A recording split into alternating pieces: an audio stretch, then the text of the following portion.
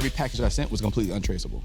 I could ship whatever I wanted to ship, whenever I wanted to ship, because I had a mail store. I was in the mail business then. I was 18 years old, and I trafficked over 8,000 pounds of marijuana. From my shipping store, it literally sold itself. Our goal was to get big bales of marijuana on the right truck. I can manipulate the shipping records however I wanted. According to the records, I just had a lot of packages from different customers. I had no idea that they had started putting tracking devices and started watching all the drivers. Now they're focusing on me. I had got myself into something that I wasn't gonna be able to get myself out of.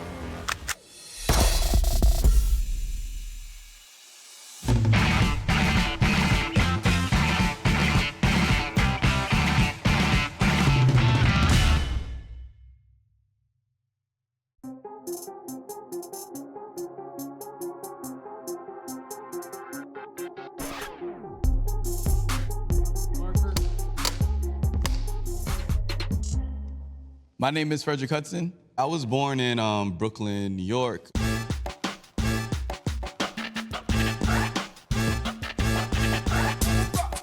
There was a certain energy about New York. It was mainly just us and my mother at the time, and she was always very entrepreneurial, taking care of us. My mom's always been known in the community as a great chef. What she did was she bought 6 tables. She turned our living room to a dining room. And every Sunday, people would come after church and they would eat in our living room. I don't know if the New York Health Code would have called it a legitimate business. You know, I'm pretty sure we didn't have a restaurant license, but, you know, my job was to always keep the music playing, and it used to be like Kenny G and jazz in the background and working in the kitchen, helping her out. Whether it be her running a restaurant out of our living room or doing catering jobs, she was just always very entrepreneurial, and that's what I saw growing up, and that's, you know, my first exposure to that.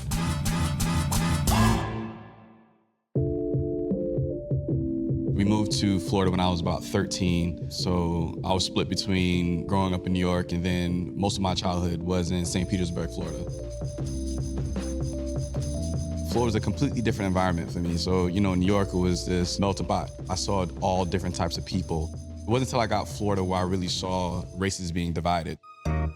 We moved into my grandma's house, which is this tiny 3-bedroom where somehow my mom, my sister, my brother, my aunt, her husband, and my grandma, and a couple cousins all lived in this house. When I go there now for Thanksgiving, I'm like, how on earth did we all fit? Fries, take one.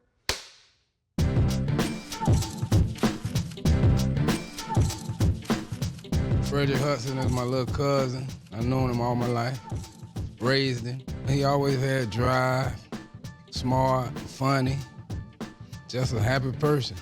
I looked up to Fry. I used to steal his clothes and wear them to school, and he would have, you know, the nice car and the big rims and the jewelry. I just saw him around, and I never actually saw him go to work, but he always had money.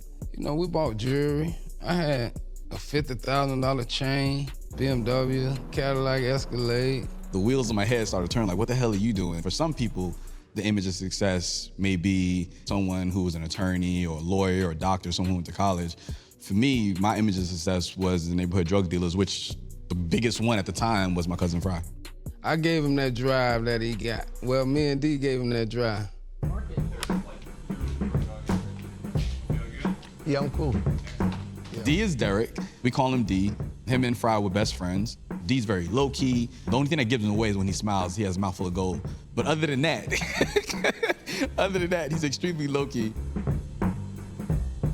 I've been selling weed since I was actually probably like 14 years old. And I always watched my mama. She struggled, she worked so hard. So in my mind, I always said, I'm gonna make a lot of money, I'm gonna take care of my mama. So that was the easiest way out to the drug game, so. Freddie looked at us because he's seen all the cars and, you know, the jewelry, the girls and stuff like that, and the houses that we used to live in. He's like, how you get all these cars? Then that's what I told him. I said, one day you'll get it. My mother used to always warn me and say, you know, don't get involved. But at the end of the day, that was my cousin. So, you know, when your peers around you all are living a certain way and you're not, then it's very easy to say, well, I'm just gonna do what they're doing. Freddie came to me and tried to get some weed for me to give him to sell. I wouldn't give it to him at first because I didn't want him in that. When I didn't give it to him, he went somewhere else and got it. I had another group of friends that Fry didn't know. Said, yo, can I get some? And I think I had a couple $100s or something. So he gave me 3, 4, 20 sacks or something like that. Extremely small, extremely petty. But for me, I thought I was Pablo Escobar, right? So it was it was a big deal. So everyone that I was around, they were all drug dealers. They're surprised that I was 16 just dabbling in it and not a lot sooner because these folks, they was taking care of themselves, at 13 years old. I took it to school with me and, I started talking to people and trying to sell it. And it just took me forever to get rid of $200 worth of weed. Either I'm doing something wrong because I'm clearly not doing what Fry's doing because my $200 grew to $350 or something. And it's just like, that's not really worth it. Freddie was just getting away the weed. He ain't know nothing. He ain't know what was what or what. He just getting it away. It's hard to just get out there and just do that kind of stuff. You got to really know what you're doing. You got to know people. I didn't have a network, just didn't have any margins.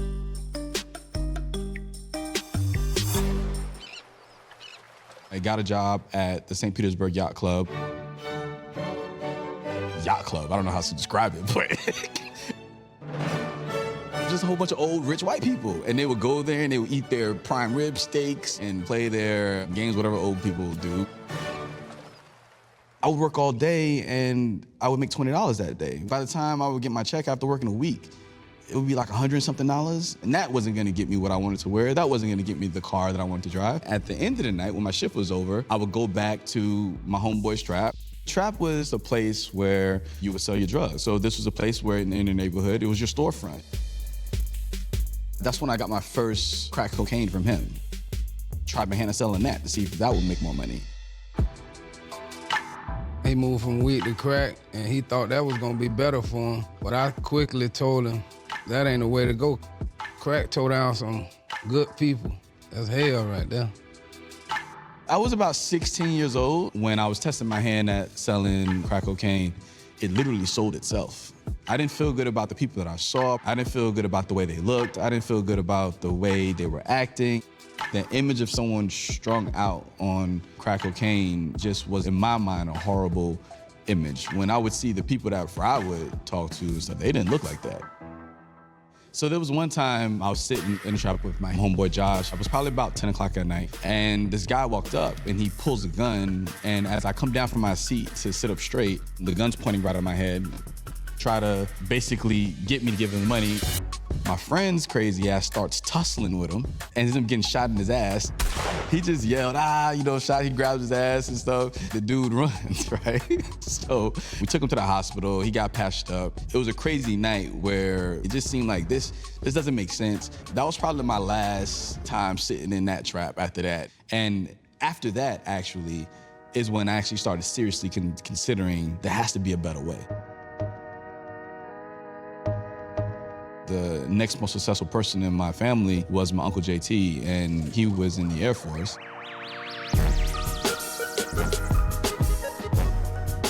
That was another contrast image of success. So you have Fry on one side, and then you have Uncle JT on the other. Both having BMWs, both having nice cars. I said, okay, the Air Force could be interesting. After high school, I went and did the ASVAB test, which is basically the assessment test for the Air Force. In my mind, I told myself that I was gonna be a pilot, but after I took the test, I was like, no, you're actually gonna be an electrician. This is how this works. So we'll tell you what you're gonna do. When Freddie joined the Air Force, I was proud of him, because somebody in the family got to make it out. From that point, I didn't do anything illegal. Went off the basic training, then went off to tech school. And then after tech school, they assign you whatever your base you're going to be based at. And I ended up in Las Vegas at Nellis Air Force Base. Alfonso was also assigned there, and we just became friends.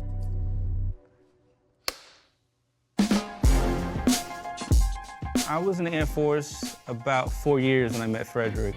Frederick was one of the first people that I met in Las Vegas working on F-16s. He worked in avionics, which was the navigational equipment on the F-16. And because I worked as an electrician on F-16, our jobs overlapped a lot. We happened to be from the same city. He's from Tampa, I was from St. Petersburg. You know, he's black. There wasn't too many black guys in our shop. He was sharp, very sharp dude. My first 6 months or so, I just mastered it. I mastered what I was doing. I mastered my job, and it just wasn't enough. I was always interested in more. And I said, okay, well, what else can I do? The next logical thing to me was, I just want to start a business. I got the call like I usually do. We meet, he gets in the car with me. He put the duffel bag in the back seat. But as I reach back and I start feeling it, he pulls out a gun. I was 18 years old, and I just want to start a business. I started looking around, I started going online and started, trying to figure out what kind of business I can get into. I said, well, why don't I just shortcut the whole starting the business part and just buy one that's existing, and then I'm gonna be rich and I won't have to do anything. So I set my sight on the gas station. And I said, I'm gonna buy this gas station. The guy who owned it, I'll never forget his old white guy. And I don't know why he would take my calls. I don't know why he would talk to me, but he did. So long story short, I got the price down to about 100,000. Like, where the hell am I gonna get $100,000 from? And the next week, guess who shows up? D. I'm here. I told Fred, I said, I'm gonna be out there in Vegas. I said, I might need you.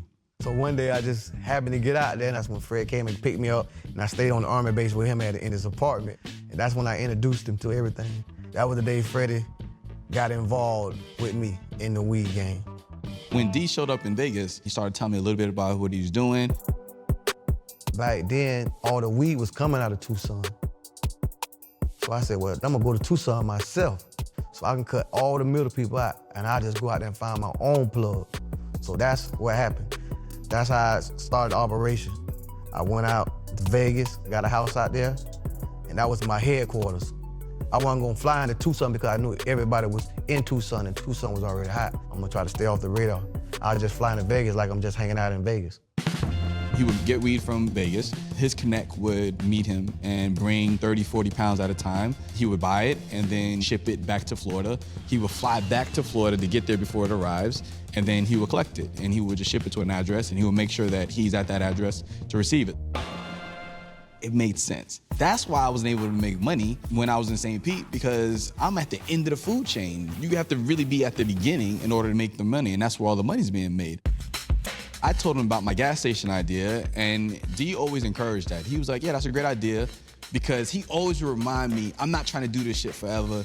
This shit is the means to an end. This shit is not cool. We do this shit, we get our money out, and we get out. He said, we can get $100,000 together. He said, that's doable. I ain't really bring him in at first, but I just showed him what I was doing.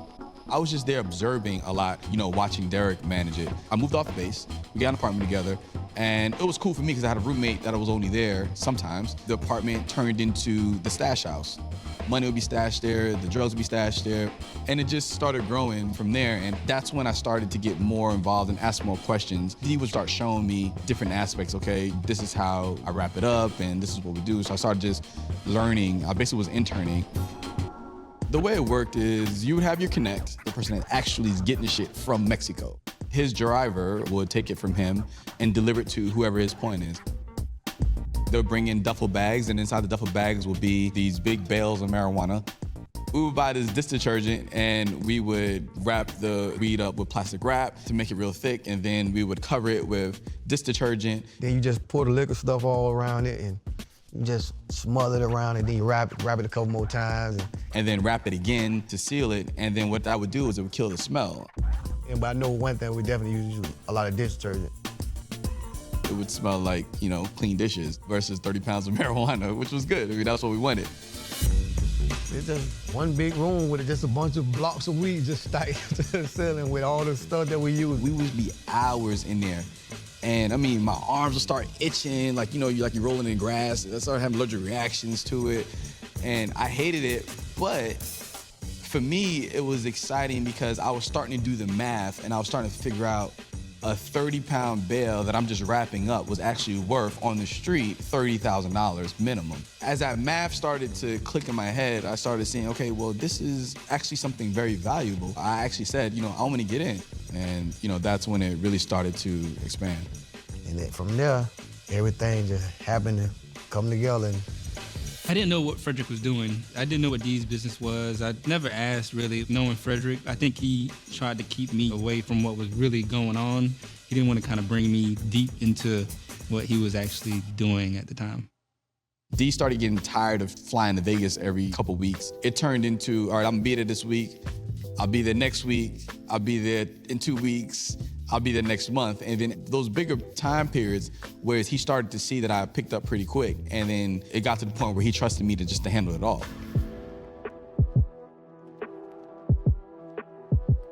Because our volumes got so big and the amount that we was getting got so high, I decided that it made more sense for me to go get it in Arizona myself. And I would just drive out there and meet with the driver and then bring it back.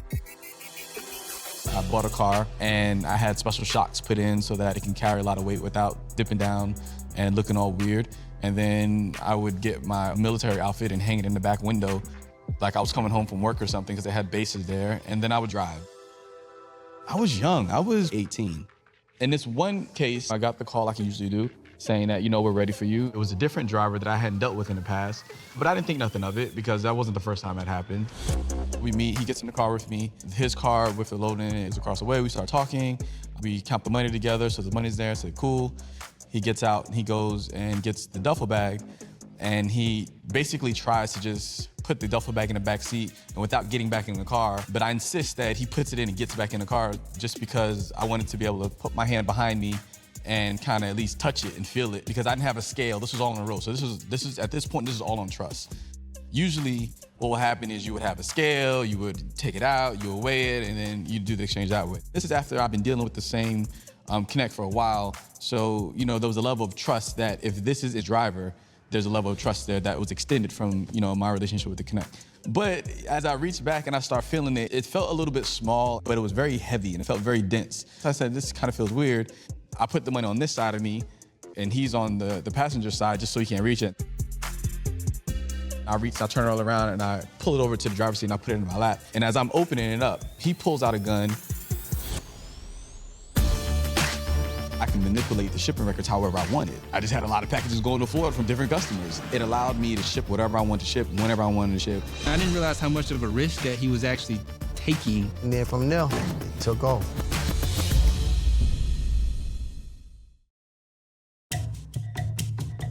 He basically tries to just put the duffel bag in the back seat and without getting back in the car, but I insist that he puts it in and gets back in the car just because I wanted to be able to put my hand behind me and kind of at least touch it and feel it. But as I reach back and I start feeling it, I realize that inside this duffel bag is nothing but beans wrapped up to feel like a bale of marijuana. And as I'm opening it up, he pulls out a gun. I grab it and we're sitting there in the parking lot of this damn mall. I'm tussling with him with his gun in his head. Car's rocking with two grown-ass men in there doing this.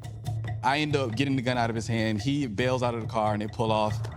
I almost got. This motherfucker just tried to get me. And I would have had a bag of fucking pinto beans and been $20,000 less after I drove 4 hours, and I was just mad as hell about the attempt. But then that's when we started meeting the actual Connect face-to-face. From the time that I actually was more active, it grew from, the 20, 30 pounds a week to 100 to 200 to 300 pounds. That happened over about 6 months while I was still in the military. During 9/11, the armed forces really grew. They hired a lot of people, they brought a lot of people on. Once all that started dying down, they started basically doing budgetary cuts and basically started downsizing. So they offered, even though you had a 4-year enlistment period, if you want to get out early, you can. And you can keep your honorable discharge, keep all your benefits. So I signed up for it because now I was making more money outside the military than I was in. And I was just full-time in the drug game at that point. It's like a tier type level of hierarchy when it comes to selling drugs. So I didn't realize how high he was up on that tier, and I didn't realize how much of a risk that he was actually taking. Like I didn't know that at the time. I would go down there and meet with the Connect and then take it to the stash house and then box it up and ship it out. Vegas is only so big. It got to the point where I went to every single damn UPS, FedEx, DHL store in the city, places like Office Max, Office Depot, anything that had those shipping centers in it. One of the concerns that we started to get is that people would see me all the time because as it started getting more and more volume, I ran out of stores to go to, and I tried to not go to the same store within the same week because I didn't want to hit the person that was at the counter because they would either steal it or have the cops there. I would make the return address up and the ship to address. The only thing that mattered was getting the zip code right and the street right. The numbers didn't matter because we always had people on payroll on the actual trucks.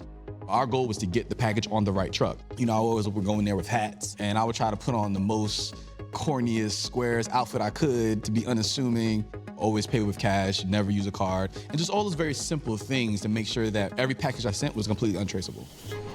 And then once it hits that plane, that's when you know it's real. It's gone, because the next day you be on your thing tracking it. And once you know that it's on the plane, you be like, now the next thing is when they get to the next hub, you just hoping it get on that truck. Fry would have his team of people that he would distribute to, and D would have his team of people that would distribute to.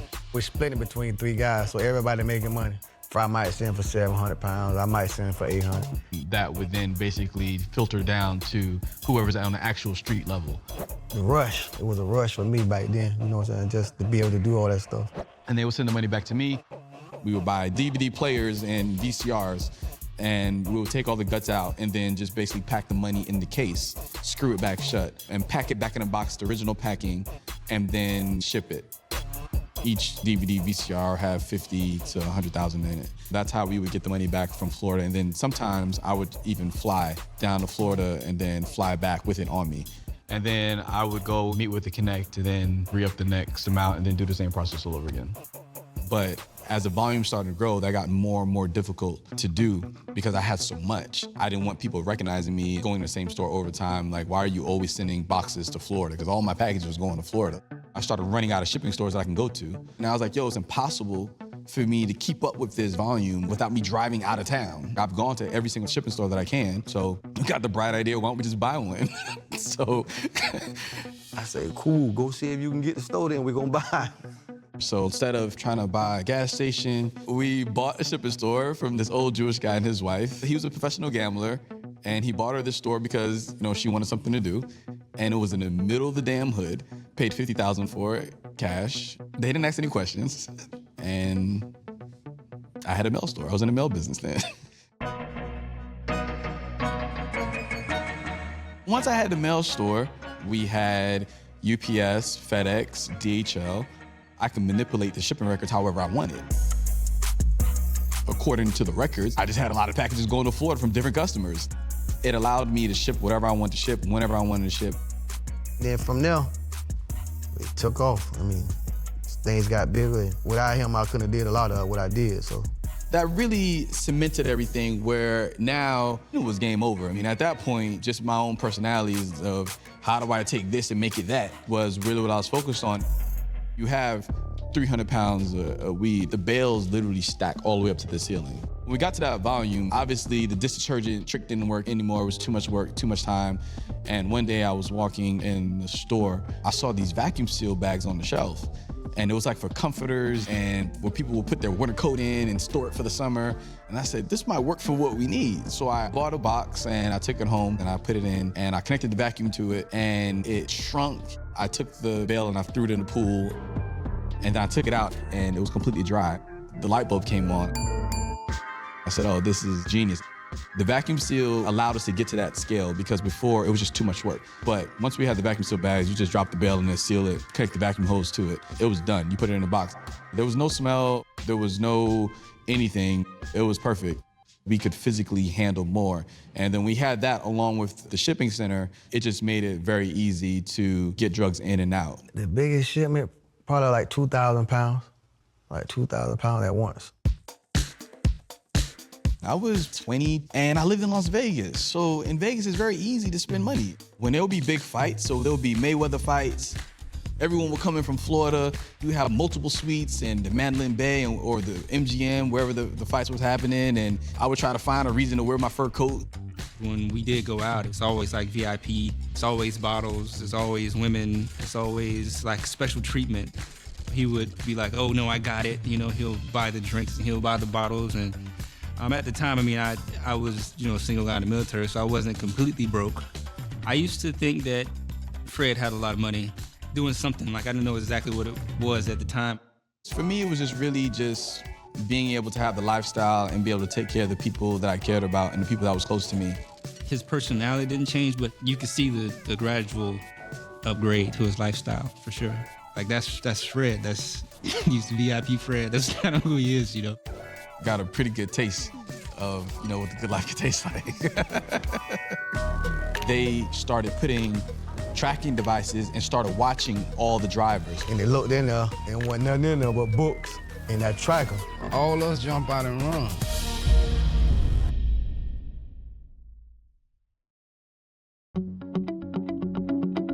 Our usual process was get the bales in, get them shipped out, and then get the money back and just repeat. That was our plan, and this went on for a few years.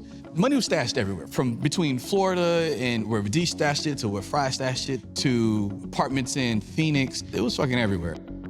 We were doing legit stuff too with it. Buy houses, buy real estate. That's where I invested my money in, stuff like that. It was always circulating, so we was always putting it back. We was always flipping it back. It was just one of those things where it would just continue to grow. In Florida, the law enforcement there they knew all these damn boxes of weed kept coming to the city, but they didn't know where the hell they were coming from, and they couldn't trace them back. They had a question mark in Tampa and St. Petersburg of, you know, where's all this shit coming from? They started putting tracking devices and started watching all the drivers. Where they would intercept the most amount of drugs, they started watching those routes. They'll take the weed out, take a picture of it, and confiscate it. And then they'll put some like fake books and stuff, and then they'll it's like a tracker that they'll put in there. So if you get the box, they can follow you wherever you're going. D went to pick up a box, and they exchanged the weed out for phone books and put a tracking device in it. So we get the box. It feels like the weed in there. I knew something was wrong with the package, and by the time we got around the corner, and I told them to get out and open it, they opened it, and they looked in there, and wasn't nothing in there but books and that tracker.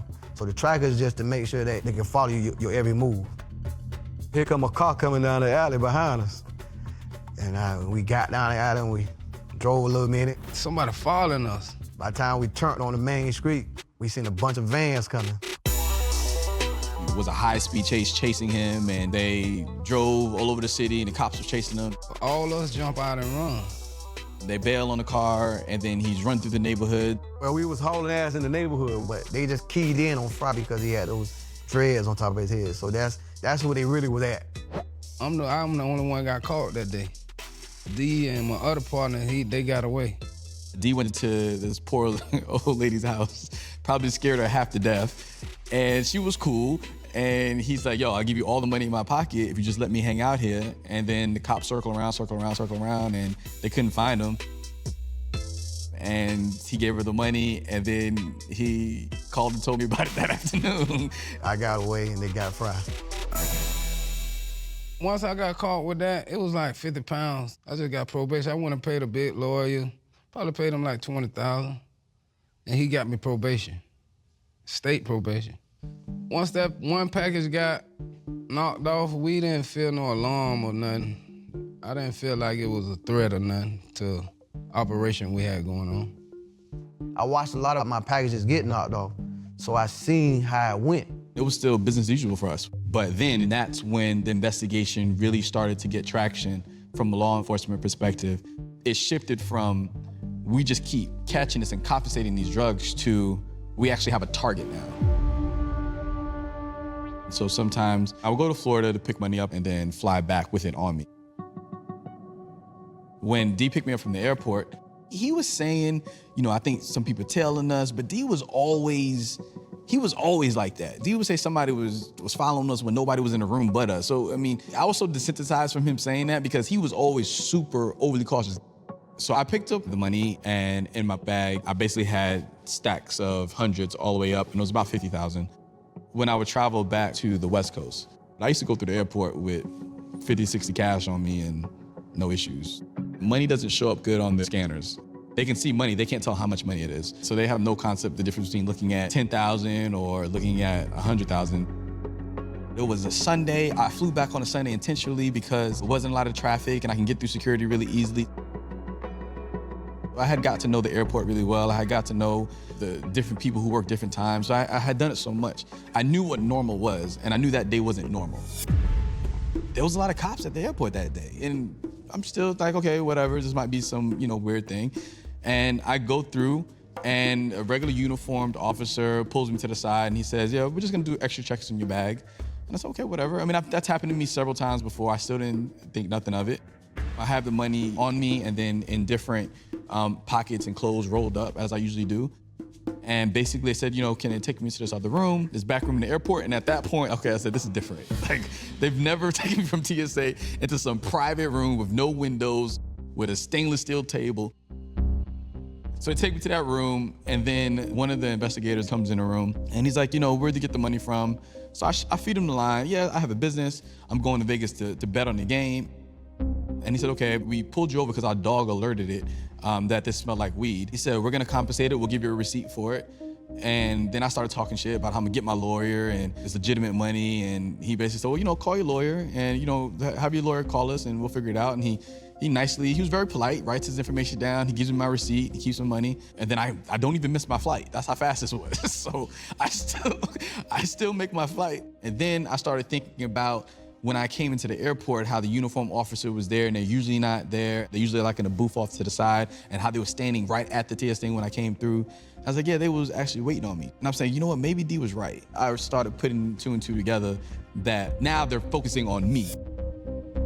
So a month later, I was in my mail store and all these trucks pulled up. This is not fucking good. There's an airstrip and airplanes with no branding. You think fucking Spirit Airlines is uncomfortable. This is a whole nother level of uncomfortable.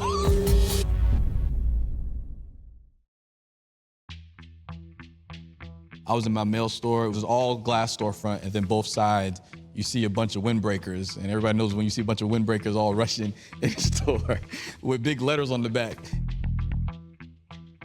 I knew there was nothing at the store, but I had driven down to my shipping store because I had 150 pounds that I wanted to ship out that day, and that's what I was driving to the store to do. And it just so happened that I came in and I started talking to my girlfriend that I just didn't get a chance to unload the trunk yet. So it was still just sitting in the car in the parking lot. They really was thinking they was gonna find something in the store. They tore the store up. They was going through all the shipping records. The jackpot that they was looking for was literally 20 feet away from where they were standing. And then they was doing smoke breaks, all standing by the damn car, not knowing that what they were looking for was literally an arm's reach away. So I'm sitting there the whole time. I don't even want to look at my car because I don't even want them to see me looking at the car because I don't want to give me no ideas. So I'm intentionally not letting my eyes ever go to the car. When they was about to leave, one of the female detectives said, we searched everything, but we didn't search the car. Do you mind if we take a look in your car? I said, does your search warrant include my car? One of the young detectives, he looked at me back, oh, you want to be a smart ass? He waved a pair of handcuffs in my face and he's like, you have a pair of these in your future. That was that. They left. I waited a little bit. I'm looking at my girlfriend. She's looking at me. The soldier that she is, she said, well, you stay here. They're going to follow you. I'm going to get in the car and I'm going to leave. So she got in the car and left with it and drove it back to the house. And then I stayed at the store and I just came home later that night. After they did the search, I didn't believe I was going to go to jail, to be honest. I felt like I have an honorable discharge from the Air Force, and this is just marijuana. And at the worst, I could say, okay, yeah, I shipped one box. I had no idea that they had been calculating all the boxes up to 8,000 pounds. I had no idea the amount of people that they had already interviewed and talked to and got information from. At that search warrant, I knew that I was going to have to tell my family something because I knew something was going to come from this. I didn't know how big. I had to come clean about this double life that I was living where from their perspective, it was just me and I'm running a business. I have a mail store. And then this other side was I'm basically distributing marijuana from Mexico to Florida. I downplayed it by a lot when I talked to my mom and I told her, getting a little bit of weed and from Fry, and I wasn't really doing much, but I was shipping packages down there and we think the cops found some, so I might get a weed charge, and I downplayed it. At the time, I was very confident that it wasn't gonna be a big deal, that it was gonna be a slap on the wrist. She was extremely disappointed because I knew better. It wasn't that she didn't raise me better than that. Even though we grew up in a very low income home and family, she taught us good morals. She taught us right from wrong. Of course, from her perspective is, oh my God, how could you? You know better. Yeah, you're right. I do. But I was presented the line and I crossed it.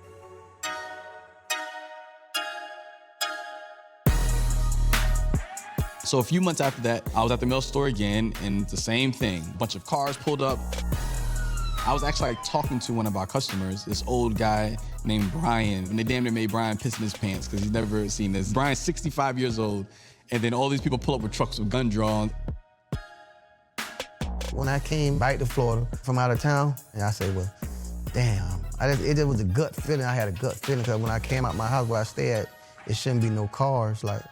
So I came out and I seen a weird car and a guy was sitting in there. I was like, damn, who is this sitting in this car? It kind of scared me. So that's when they knew I was in town.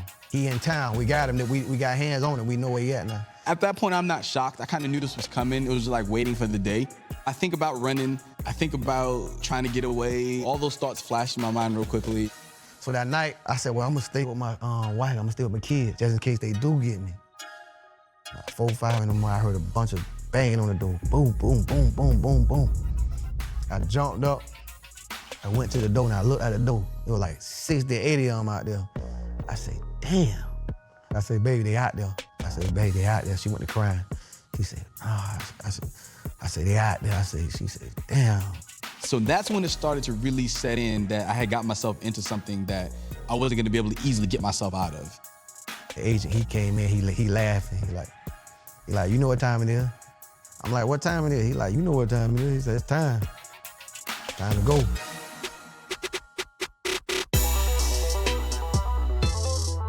They got Freddie and Baker, but they hit everybody at the same time. When they brought me into the judge to read my charges in the arraignment, they said, this is a co-conspirator for 3,000 kilograms of marijuana. And I'm like, 3,000 kilograms? I'm doing the math. I'm like, that's like 2 tons. Like, what? I'm like, yo, that's damn near 2 tons. Like, what do you mean? What do you mean? They read off my charges and my lawyer's doing all the talking. All this is blurred out. I'm just hearing like one tone. I heard the word flight risk.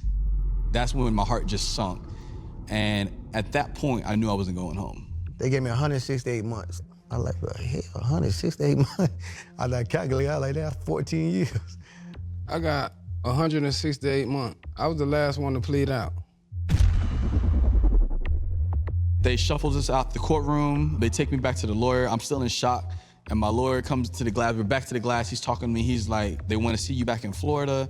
So I'm like, see me back in Florida? I mean, how am I gonna get to Florida? They're gonna put me on a plane? And I had no idea what transport means when you're in prison. About a week in the Vegas County Jail, they put me in a van and we drove to Victorville, California. When we got there, there's an airstrip.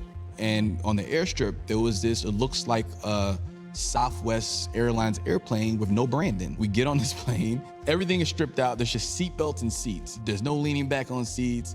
And this plane is packed with inmates. They chain you together and then they put this box and they chain your wrist to your waist. And you think fucking Spirit Airlines is uncomfortable. This is a whole nother level of uncomfortable. The only thought in my mind is like, how on earth, where a few weeks before, me and my girl, we was in Acapulco, and now I'm in khakis with a t-shirt with my wrist strapped to my waist.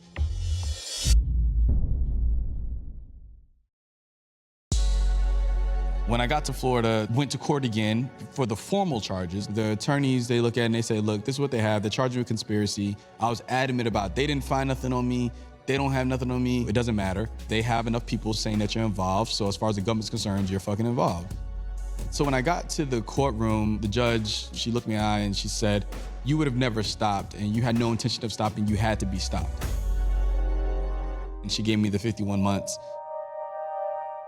My mom and my girlfriend, they was all in the court, and I thought maybe they let you hug a piece of advice. No, at that moment, they put cuffs on you, and they take you right to the back, right after that point. Did you ever feel bad and guilty for bringing him into your operation? Mm-hmm. I mean, he didn't deserve to go to jail really, you know what I'm saying? It just happened like that, though.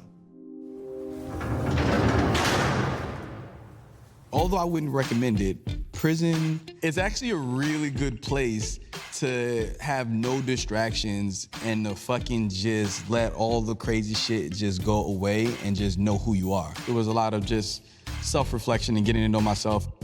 As I went through that process, I realized that the common theme in everything that I've done was that I really enjoy solving a problem. I was always identifying different problems that I saw around me and thinking of solutions. And one of those things that really stood out to me was just a clear need where everyone around me wanted more than anything else was easier way to communicate with the loved ones on the outside. I saw how excited I felt when I would receive mail at mail call. I saw what that did for other people who received mail at mail call. And I saw how grumpy the motherfuckers who never got mail was at mail call. It was a very obvious problem to solve. What people would do is they would go to a Walgreens or a CVS pharmacy that has a photo lab, and they would go get photos printed, and then they would mail it. The post office closes at the same time you get off work. It just turned into this big inconvenience for people to easily share moments.